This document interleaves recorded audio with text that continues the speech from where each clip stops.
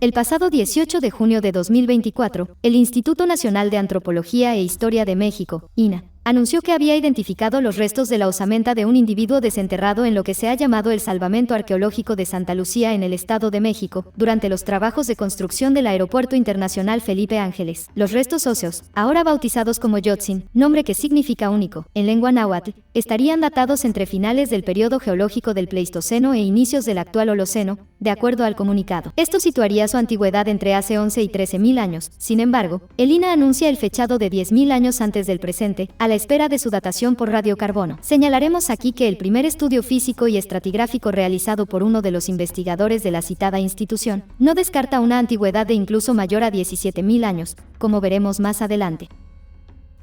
Aún con la datación preliminar tan conservadora dada por el INAH, de tan solo 10.000 años, seguiría situando la osamenta de Yotzin entre los restos de paleoindios más antiguos de todo el continente americano hasta ahora encontrados. Recordemos que, aunque en la actualidad la mayoría de los especialistas aceptan que las primeras poblaciones humanas entraron al continente americano hace al menos 23.000 años, justo antes del último máximo glacial, hasta ahora solo se ha encontrado evidencia de este poblamiento temprano, en la forma de artefactos líticos, restos de hogueras y huellas humanas fosilizadas de este periodo, en la parte final de la última glaciación. Esto es, hay evidencia de poblaciones humanas extremadamente antiguas que habitaron el continente americano, pero hasta ahora no se han localizado restos de fósiles de esos individuos que respalden definitivamente esas dataciones.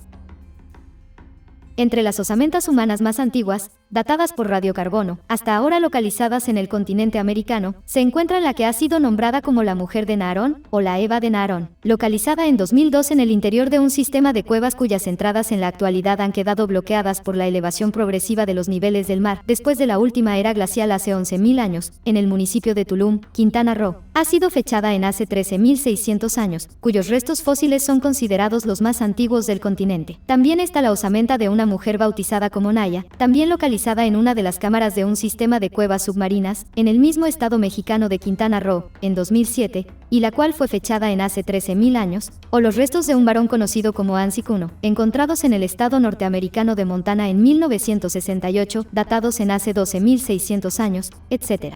El comunicado del INAH hace una mención especial del conocido como el Hombre de Chimalhuacán, un individuo cuyos restos fueron localizados en el municipio homónimo, en el Estado de México en 1984, fechado en hace aproximadamente 10.500 años. La controversia, en este caso, puede venir por el hecho de que el antropólogo físico e investigador por el INAH, el Dr. Jorge Arturo Talavera González, cuyo equipo llevó a cabo los análisis morfológicos y antropométricos preliminares de los restos de la osamenta Yotzin, afirma que por las características de su desgaste óseo y el contexto estratigráfico en el cual fue encontrada, a solo medio metro de los restos de un mamut, el individuo en cuestión podría tener más de 17.000 años de antigüedad.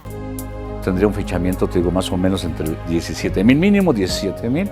Entonces tiene una coloración negra porque se pigmentó, pero posteriormente se fue mineralizando. De comprobarse esta datación, sería un verdadero hito en el mundo de la paleoantropología y la arqueología, pues como ya hemos señalado, hasta ahora no se han localizado restos humanos en el continente americano con esa antigüedad, lo cual es la razón principal que en la actualidad todavía existan algunos investigadores, sobre todo en los Estados Unidos, que siguen apegándose a la teoría del poblamiento tardío de las Américas, también conocido como consenso Clovis, el cual afirma que los grupos humanos de esta cultura fueron los primeros en llegar al continente americano hace 14 o 15.000 años como máximo. Independientemente de que después de llevarse a cabo la datación por radiocarbono de los restos de la osamenta de Yotzin, se ratifique o no la hipótesis del Dr. Talavera, de una antigüedad de 17.000 años, la osamenta en sí misma presenta muchos rasgos singulares, teniendo en cuenta que pertenece a un individuo que vivió cuando la hoy extinta megafauna del Pleistoceno, en este caso, al final de la última era glacial, todavía habitaba en la cuenca central del Valle de México. Se piensa que Yotzin pudo morir en un humedal, durante la cacería del mamut que se encontró a su costado, y que sus compañeros debieron taparlo con algunas plantas, pues se encontró evidencia de restos de las mismas sobre la osamenta. No se han encontrado, sin embargo, artefactos o herramientas líticas asociadas al enterramiento. La descripción dada por el boletín del INAH afirma que es un esqueleto masculino, recuperado en un 80%, de entre 25 y 30 años de edad al morir, y 1.75 metros de estatura, con el cráneo semicompleto. Sus características son cercanas a las de un cazador-recolector de las poblaciones precerámicas, antes del desarrollo de la agricultura y la sedentarización en la región. El equipo arqueológico lo halló flexionado, con el tórax destruido y el cráneo roto, a la altura de la nariz y el ojo izquierdo. Tiene una coloración negruzca por el sedimento en el que estuvo inmerso. El citado antropólogo físico, Arturo Talavera González, agregó que sus características están más cercanas a los primeros pobladores de América o cazadores-recolectores de finales del Pleistoceno que a las poblaciones prehispánicas. El citado investigador también señaló que, en la osteometría, el cráneo, aunque incompleto, puede observarse que es de tipo dolicocéfalo, es decir que es más largo hacia atrás, en comparación con su ancho. Sus arcos superciliares, esto es, los huesos de las cejas, son muy masivos. Aquí hacemos un paréntesis para señalar que estas son características propias de los sapiens muy arcaicos, en especial de los cromañones encontrados en algunos lugares de Europa, con la datación preliminar dada por el Dr. Talavera, aunque obviamente no estarían relacionados genéticamente. La mandíbula es ancha y masiva, con un desgaste de las piezas dentales muy pronunciado, aunque sin caries. Esto, según el investigador, es una prueba de lo arcaico que podría ser la osamenta de Yotsin,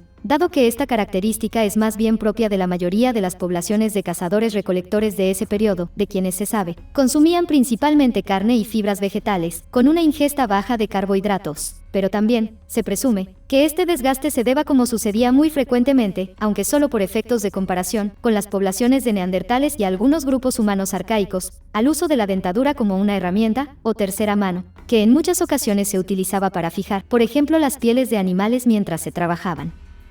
Sobre el contexto, los investigadores del INAH señalan que el esqueleto se descubrió en el sitio denominado M3, cercano al cerro y poblado de Solok, a 2.241 metros sobre el nivel del mar. Todo lo anterior ha hecho suponer a los arqueólogos del proyecto que pudiera haber más descubrimientos en el futuro de este tipo de osamentas con dataciones de por lo menos más de 10.000 años en los alrededores del aeropuerto Felipe Ángeles. Cabe resaltar que el esqueleto de Yotsin es muy robusto, presenta una masa ósea masiva, además su altura de 1.75 metros es superior a las posteriores poblaciones sedentarias del Valle de México, cuya estatura promedio era de entre 1.60 y 1.68 metros. Aunque cabe señalar que esta medida es propia de las poblaciones de cazadores-recolectores de finales de la última era glacial, quienes se piensa que debido a su dieta y actividad física podían alcanzar esa altura. Recordemos que, por ejemplo, las poblaciones de cromañones europeos hace entre 40 y 15.000 años tenían estaturas de entre 1.75 y 1.80 metros. Cabe resaltar que el citado hombre de Chimalhuacán, que ya hemos señalado vivió hace 10.500 años, medía 1.72 metros, una altura todavía superior a las primeras poblaciones sedentarias agrícolas de Mesoamérica. Finalmente, el comunicado afirma que se detectó que la osamenta de Yotsin padecía de migraña, un proceso infeccioso en el oído medio y hueso frontal del cráneo, además de periostitis.